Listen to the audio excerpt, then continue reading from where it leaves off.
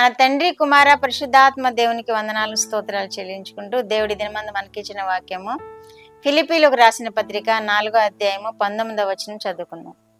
కాగా దేవుడు తన ఐశ్వర్యము చొప్పున క్రీస్తు యేసునందు మహిమలో మీ ప్రతి అవసరమును తీర్చును. మన తండ్రి అయిన దేవునికి యుగయుగములు మహిమ కలుగును గాక. ఫిలిప్పీలకు రాసిన పత్రిక 4వ అధ్యాయము 19వ వచనము 20వ వచనములో ఈ విధముగా వ్రాయబడి, దేవుడు తన ఐశ్వర్యము చొప్పున క్రీస్తు యేసునందు మహిమలో మీ ప్రతి అవసరమును తీర్చునంటున్నాడు. దేవుడు తన ఐశ్వర్యము, దేవుడు మన సర్వశక్తిమంతుడు, ఐశ్వర్యవంతుడు. ఆయన ఎన్నో మన కొరకు సృష్టించారు. భూమిలో నిక్షిప్తమైన ఎంతో విలువైన ఖనిజాలు మన కొరకు సృష్టించారు. భూమి మీద ఎంతో మనకు ఆశీర్వాదకరమైన సృష్టిని ఆయన జరిగించారు. ఐశ్వర్యం కూడా గ్రహిస్తాడు. ఐశ్వర్యవంతుడైన తన ఐశ్వర్యము చొప్పున క్రీస్తు యేసు మహిమలో మన ప్రతి అవసరతను తీర్చును అంటున్నాడు. క్రీస్తు యేసు మహిమార్థమై మన ప్రతి అవసరత తీర్చాడు. మనం యేసుక్రీస్తు నామంలో విజ్ఞాపన చేయాలి. ఆయనకి చెప్పారు కదా, యేసుక్రీస్తు ప్రభు వారి పేరట తండ్రికి విజ్ఞాపన చేయాలని తెలియజేశారు కదా వాక్యాల్లో.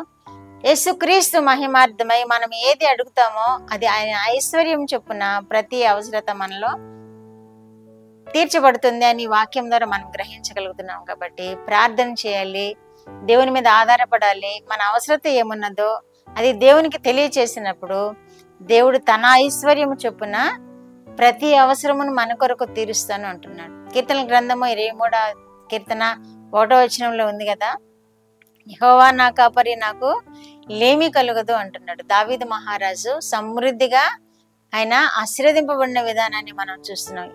ఈ విధముగా ఆధారపడ్డాడు కాబట్టి, యెహోవా నా కాపరి, నాకు లేమి కలుగదు అని ధైర్యంతో దేవుణ్ణి కాపరిగా చేసుకుని జీవించాడు. కాబట్టి ఆయన ఐశ్వర్యంతోనూ ధనముతోనూ మంచి క్షేమంతోనూ ఆశీర్వాదాలతోనూ నింపబడ్డాడు.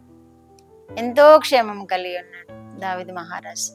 దేవుని కృప వలన జయం వెంబడి జయము, జయం వెంబడి జయం పొందుకున్నాడు. ఎందుకని యెహోవా నా కాపరి అని యెహోవాను కాపరిగా చేసుకున్నాడు.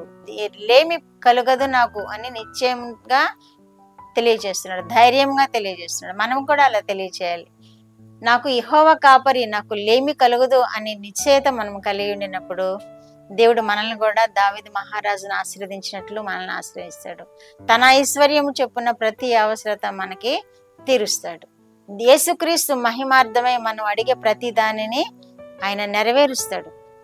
కాబట్టి యేసుక్రీస్తు నామ మహిమార్థమై మనము అడుగుదాము. యేసుక్రీస్తు నామంలో మనం ప్రతి ఇబ్బందిని తీర్చమని అడుగుదాము, ప్రతి అక్కర తీర్చమని అడుగుదాము, ప్రతి అవసరత తీర్చమని అడుగుదాము. ఏదైనా ఆపద వచ్చిందా, ప్రతి ఆపద నుండి తప్పించు దేవా అని అడుగుదాము.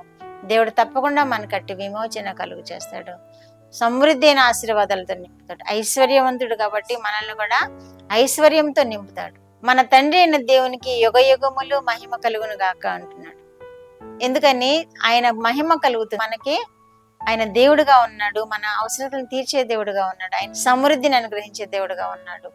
మనం ఎప్పుడైతే ఆయనను అడుగుతామో ప్రతి అవసరత తీర్చి ఆయన మన ద్వారా మహిమ పొందుతాడు. యుగయుగములకు మహిమ కలుగును గాక అంటున్నాడు. మన ద్వారా యుగయుగములు ఆయన మహిమ పొందే దేవుడుగా ఉన్నాడు. కాబట్టి మనం ఆయన అడుగుదాము, ప్రార్థన చేద్దాము, మన అవసరత అంతయు ఆయన మీద పెడదాము, మన కోరిక అంతయు నెరవేర్చబడినట్లుగా ఆయన్ని వేడుకుందాము. నిరుద్యోగంతో బాధపడుతున్నారా, ఉద్యోగాల కోసం ఆయన మీద ఆధారపడండి. వ్యాధులతో బాధపడుతున్నారా, దేవుడు తీర్చేటట్లుగా సహాయం చేయమని కోరండి. రుణభారంతో ఉన్నారా, మీ రుణభారముల విషయమై దేవుని యొద్ద విజ్ఞాపన చేయండి. ఆయన ఐశ్వర్యవంతుడు కనుక ఆయన ఐశ్వర్యముల నుండి మీ రుణభారములన్నిటినీ తొలగిస్తాడు. దేవుడు అట్టి కృప వినిచిన బిడ్డలందరూ పొందుకుందరుగాక. అట్టి కృప మనందరికి దయచేయను గాక. ప్రార్థన. మా దేవా, మా ప్రియ పరలోక ప్రభువా, మీ పరిశుద్ధ పాదములకు వందనాలు, స్తోత్రాలు. మా రక్షకుడు యేసయ్య స్తోత్రములు, పరిశుద్ధాత్మ దేవ స్తోత్రములు. ఇచ్చిన వాక్యము కొరకు స్తోత్రములు ప్రభువా. నాయన, మీరు ఐశ్వర్యవంతులు కనుక, మీరు సమృద్ధిలో నుండి ప్రతి అవసరతను తీర్చే దేవుడు కనుక వినిచిన బిడ్డలందరూ వారి అవసరతలను మీకు తెలియచేసుకుని ప్రభువా మీ పాదముల యొద్ద విజ్ఞాపన చేసి వారి సమృద్ధి అయిన ఆశీర్వాదాలు పొందుకొని మీకు సాక్షులుగా జీవించే కృప దయచేయమని యేసుక్రీస్తు వారి పేరటి ఈ మనవులు మీ పాదముల యొద్ద వేడుకుంటున్నాను పరమ తండ్రి. ఆమేన్.